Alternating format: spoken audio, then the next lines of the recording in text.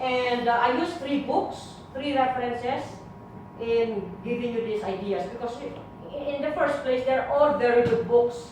So whichever you choose in presenting your topic, they're all very good. In fact, John Bryan, if you will be using this book, you may also find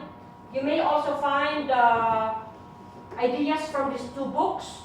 These ideas, if you would like to explore more about the Sunday school movement, because it's part of history, part of the historical foundation of CE. And therefore you may use, these are just 2 of the so many books we have downstairs. And you need to be looking at this, especially you MD students.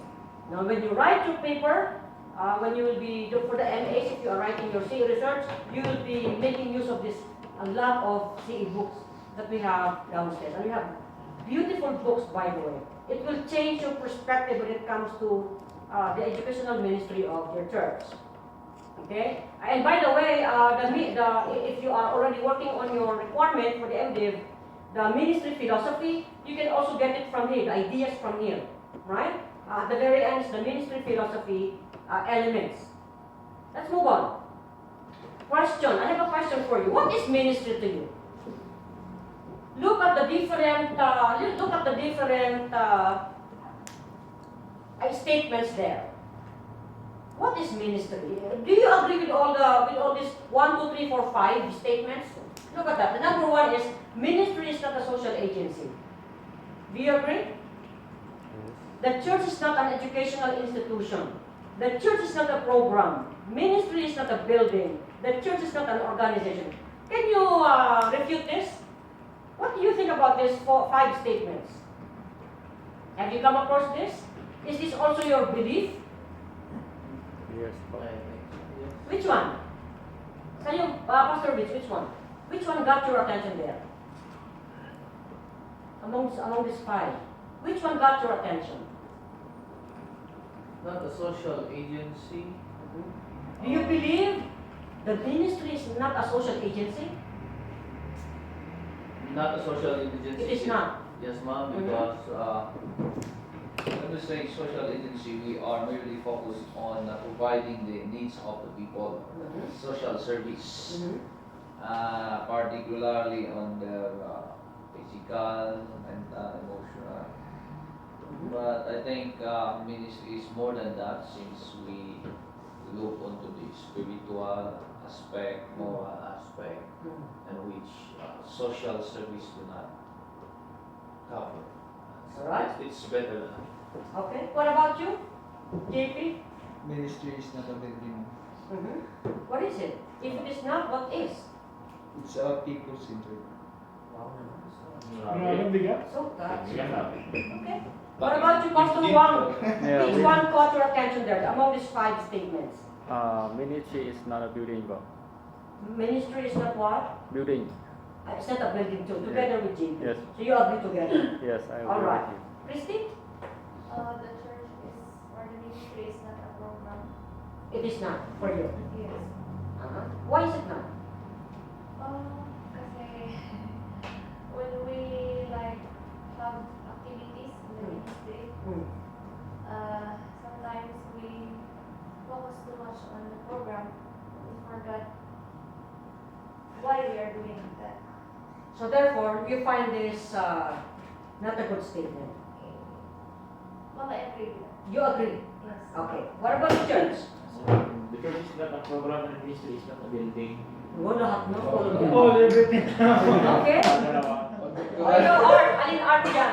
Since we are in CE, the second one, the church is not an educational So institution. it's not? It is. It is. Yes. Alright. What about you? Yeah. Yes, I think the church is not. Yeah, the church is not a program, because I think we need to pay more attention for the people, not the program. Yeah. Alright. Do you know that what you said, there's a foundation for that. If you look at this book, the very first, according to the author, by the way, there are so many authors, contributors to this book. This is not a popular book, this is an academic book, by the way, written by people with degrees. They really studied well on it. And they say, according to the authors here, these are the misconceptions of ministry. Misconception is a myth. So ito yung paniniwala nila, this is what they believe in. And according to the author, it's wrong. No? So, many people believe that the ministry is not a social agency. But according to the authors, it is a social agency. In what way? In what way does ministry become a social agency? Example, ma'am, for having feeding the children The or orphans. yes, ma'am. It is a It's social agency. because we are meeting their needs in physical. When that's good. That's exactly. Did you have read this book? Not yet. You see, you have a similar idea with the author, with the contributor in this book. True. When you have your feeding ministry, what else do you have? When you have your For the youth, you invite them to the church to play table tennis like that, to teach them guitar. exactly, especially UBC, University Baptist Church, which is into what? Campus ministry. They have a term. Student ministry. Do you also have it in Canada, in your church? Student ministry, student center, where you cater to students. Yeah. What do you do? What do you we have provide? Different like youth programs. Program. So it What kind? depends on the community that we're helping. Mhm. Because sometimes we'll go out to them and like whatever need that they might have if they're trying to learn. Like if they're having problems in school, like if they're a community of people that typically like if they're from another place and like they don't have. You provide lodging for them Well, in the church. no, not lodging. Not but, really. But like if they're from somewhere else and they don't have like they don't speak English well. So for you teach. example, yeah, then we'll teach. You them provide an English program for them. Right. Oh wow. And if See? they have needs where they need to create things, or like that's part of their culture, but they don't have a means to do it here or in Canada, then we'll provide them with supplies or whatever needs that they may have. Thank you. Now we have a glimpse of what they are doing in Canada. But in the Philippines, we have this student ministry, and this church in particular, the University Baptist Church, along Recto, because it's a university belt. What are the schools, what are the universities beside this UBC? San Sebastian, San Sebastian, ano ba? CEU. CEU, University Belt, you know, the universities are around this area, this church. And so they provide students, college students with what? A place to stay, counseling.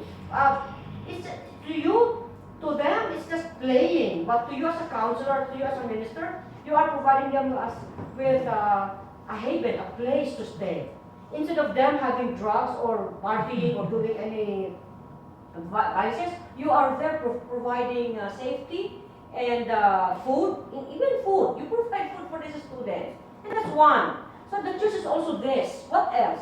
Especially, what are the different ministries of the church? The social ministers, give me one. Feeding. What else, Christy, in your church? In Pinya 3. During the lockdown, ayuda, giving of You gave ayuda is, what is ayuda? Relief goods. Relief Relief goods goods. during the pandemic. Yes. What else? And therefore providing food for the community. No? People who are needing assistance, food assistance. What about in your church? Tutorials po Tutorials in instruments po. talaga music Yes. for free. Yes. So you see, you are really providing this. What about Zhao in Vietnam? Yeah, in my church we have like English class. English club as well. Yes. And for free. Someday, if you want to go to Vietnam, here's your contact person. Yes. Yeah. Yes. You are to go there during your internship. You can do that. What about? So you have an English program as well. Yeah. Yes. Okay. You provide, and your target people are. Every people in the church and almost for the non-Christian, they can come and they can join for free. All right. What about Pastor Juan? Say for The same. we are church member. So you are pastor and member is here. Okay. Very good. But you are learning much. You are learning much. All right. The church is here. So this is a misconception. Look at number 2. The church is not an educational institution. It is. Yes. When you provide Seminars. it is. You equip people. You provide knowledge to people. So the church actually is a very broad. You do not only provide for the spirituality, formation of the people. You are also offering other means. And that can also be your ways of doing an outreach. Yeah? Yeah. The church is not a program. Can you say, a while ago, Christian, you said this? No? The church is also providing a program for the people.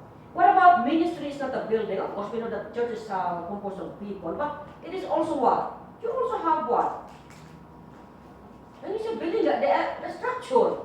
But you have, when you are having your ministry, you have. And the church is not an organization. What do you think is the church? It is. It is also, but it should be more than that. If you have read the book of Rick Warren can explain this more. Alright? So this is just an overview, and I got this idea from this book. Alright? And you have this, right, in your as your copy. Let's move on. I will not anymore be talking about the education, the CE during the Bible, the Hebrew, and the New Testament, and all. But we will later on will be going through that period fast. I would like us to go to this 21st century period. We are now in the 21st century. And when this book was written, this book and this one as well, and also this one, they are just entering the 21st century. And where are we now? Are we still entering the 21st century? We are in.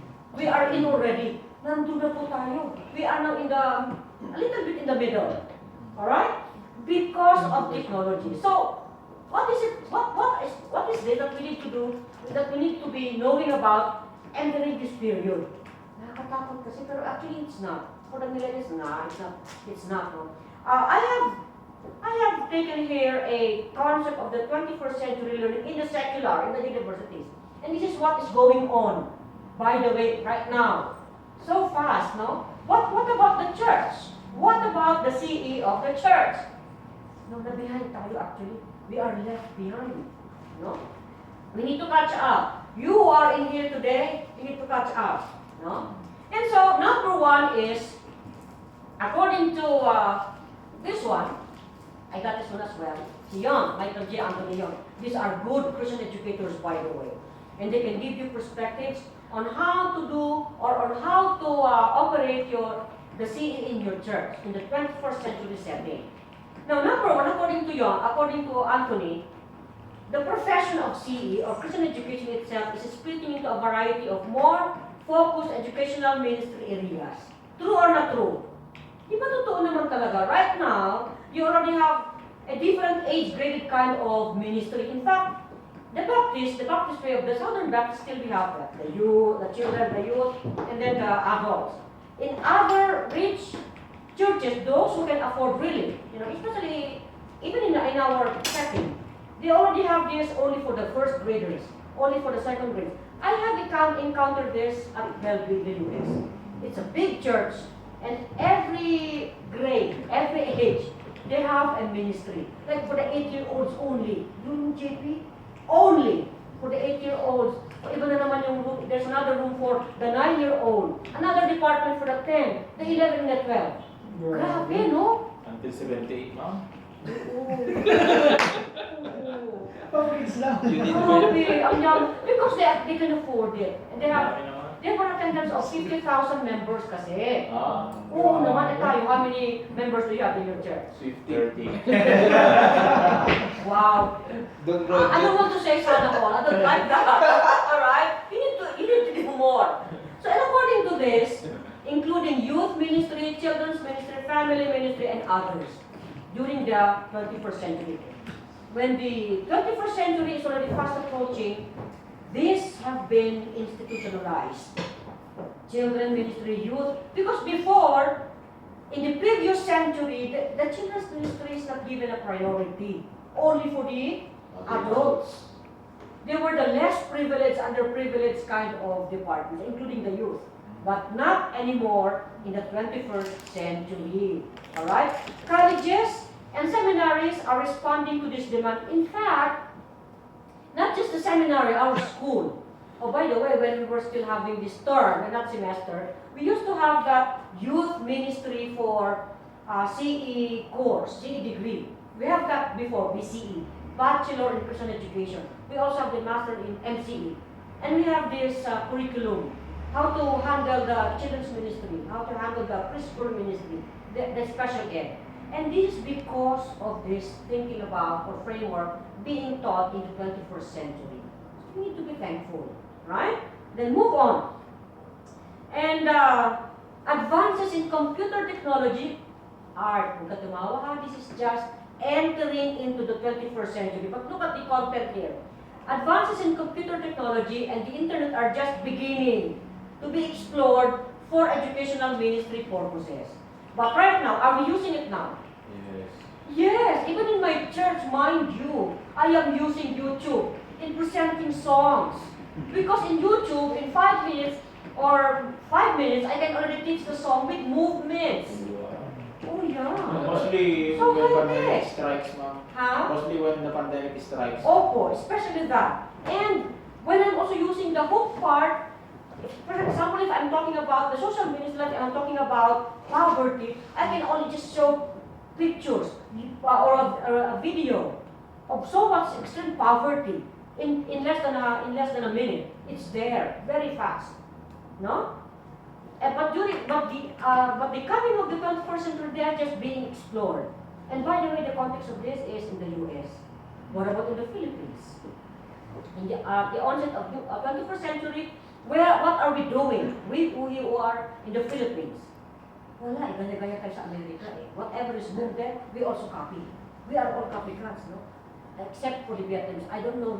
Also same. Also the same. This is beneficial. But Canada is also at par with America, right? When it comes to technology, yeah? Alright. Maybe not. Are you sure? Then, kindly read, please, Churchon. The rapid growth of Christian music and other media is impacting the Christian culture, providing different kinds of resources for aiding instruction and encouraging spiritual growth. Planet Shakers. Uh, Before it's just Don Moen, a Canadian. And then another one, Steve Cuban, yeah? I've met him. Very small guy lang si Steve Cuban. Went to CSM, no? But they are into composing songs, Christian songs, together with Don Moen. Before we were just Don Moen. In fact, at PBTS before, there was no drums, John. During the American presidency, no? Drums, no, it's of the devil. No drums. Later on, when the Americans left, Filipinos came in, drums came in, and then they visited, and they were all shocked. What? We just left and the drums are now here? Oh wow! See? Look at this. 21st century, the coming of planet. Don Moen was replaced by what? Hillsongs? Then what else? Planet Shakers. No, they were all shocked by the Planet Shakers. Elevation. And all the head banging, no? So unchristian. But right now, after Planet Shakers, what's the next? Elevation. Huh? Elevation. Meron na babago? And then Jesus culture din, no? Jesus culture. Yeah. And I We have think better. Jesus culture yung mga kanta, no? Newsboys. But in Canada, we have the Hillsong, yeah? It's a big thing in Canada. That's your legacy. I think from Australia. Only? Australia is a Hillsong? Yeah. Oh, forget it. It's not Canada. You are still so conservative. You have no drums. No, we have Just flute different and- groups. Okay. Yeah. Alright? So look, the coming of the 21st century is also the ushering in of this Christian music. And it's not just Christian music, but rapid growth. I don't know in Vietnam. Are you still using the sticks and the leaves? No, not anymore. No? Oh, by the way, are you familiar with the leaves? We have that Filipino composer using leaves, no? As a musical instrument before. But look at this, rapid music, Christian music. And this will surely affect or influence the church. Diba? Meron na, diba? Stokwati is also into the movement and other songs. Hillsong and others. Wow, he's a fast learner. Then number 4, can you read JP? The secularization of North American society has accelerated, causing many parents to desire church ministries that strengthen the family and provide distinct Christian instruction for their children.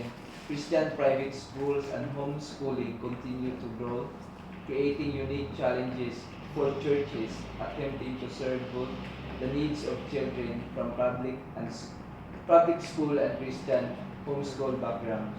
Thank you, JP. Whoever's the one delivering the homeschooling, it came or it sprung from this, the coming of the 21st century. That's the idea there.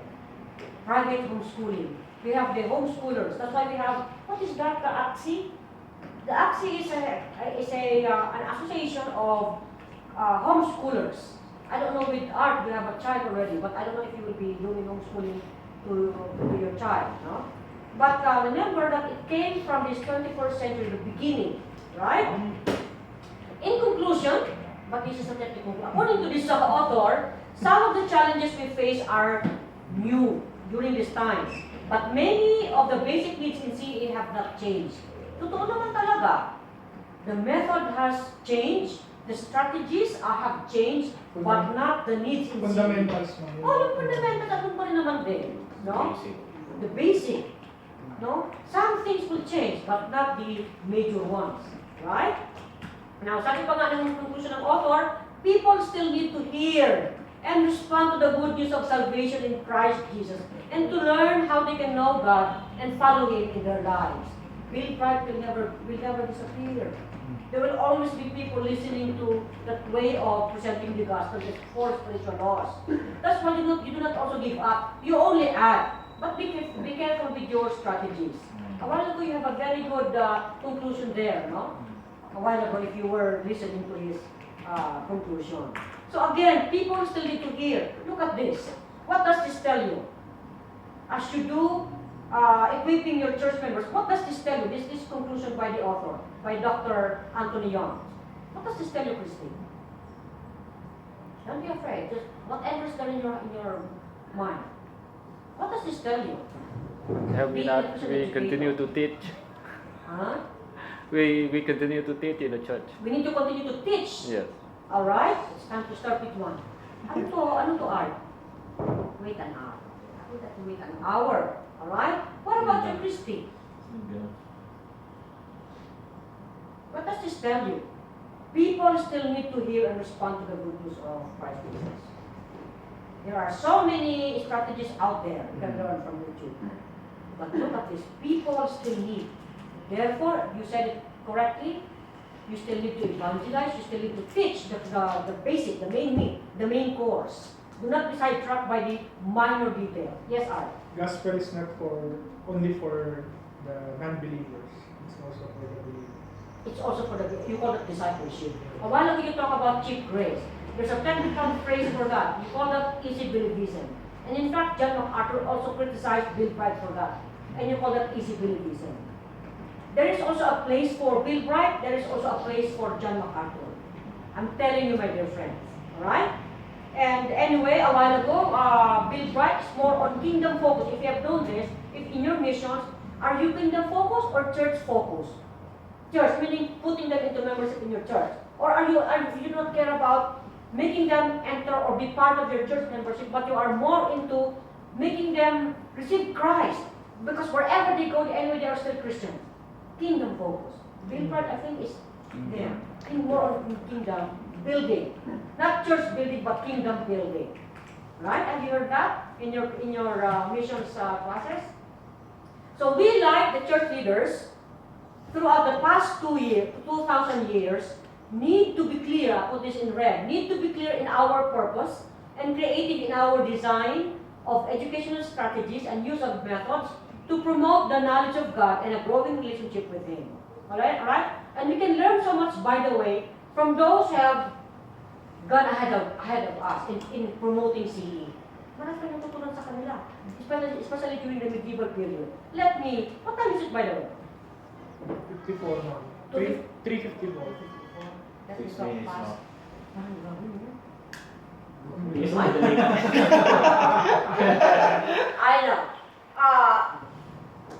I have good material here that will really tickle your brain. If you are a thinking Christian educator and if you really care for your church, you will be listening to this. Talking about the Hebrew origins, no? When you say Hebraic education, what comes into your mind? Remember the Hebrew education? We talk about the patriarch, the monarchy, the kings teaching the people about God, the patriarchs serving as teachers of the people. Who are these patriarchs, by the way? Ang sabi niyo, Moses, hindi si Noah. ano ha, yung gumanon sila sa no! Solomon. Solomon too, monarchy. What about that Abraham? How do you describe Abraham in an action? You sacrifice Isaac. Ganito sana, no? Yes. Ano yun? Sabi niya, and then on the third Father person, of nations. oh, I know. We can learn from the Hebraic education that God desires to use people to accomplish His purpose on earth. And going to the context, God can use you in accomplishing His purpose in your church. God can use you. God's character is that of nurturing, parent, teacher. In the Hebraic education, you can learn that God is a relational God. Nurturing. That's why, if you are going to use that in a practical standpoint, you who are called to be educators, you need to be what? Nurturing. That love for people must also be there. Just as God showed love to the Hebrew people, right? Ministry is also about relationships. So if that is the case, you need to be what? What relationship? People-oriented po. People-oriented. Short target na yun. Sabi ko lang relationship. Ano yun? Sabi ko lang relationship. Hindi naman po short agad. Because of time limit, I know your mind can only take so much. It's everything over you. That's also the product of 21st century. You are easily overloaded with info. But I think let me just go back to that one. I think this is a good one.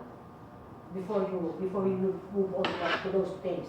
Because anyway, they can still be taught to you later on as we move on with life, with other topics. We can still talk about that, no? People, let's stop on this. Slide. People, can you all read this? People? People need to hear and respond to the good news of salvation in Jesus Christ, and to learn how they can know God and follow Him in their lives. Give me one statement to summarize your learning on this. Sige nga, Vince. One statement only. One sentence only. Think one. Before we go. Akala ko tayo pa. People need the Lord. Jesus Christ is the solution of world's problem. Wow, ang pangalan. Grabe. Oh, what about one? Evangelist. Give one summary, one sentence to summarize this as our final thought.